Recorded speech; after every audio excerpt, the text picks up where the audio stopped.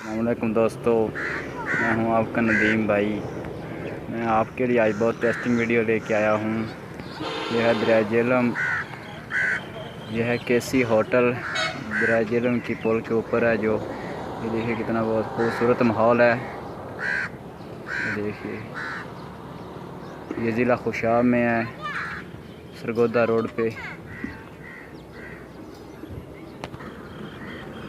यह दरिया झेलम का पुल है। ये देखिए कितना खूबसूरत माहौल।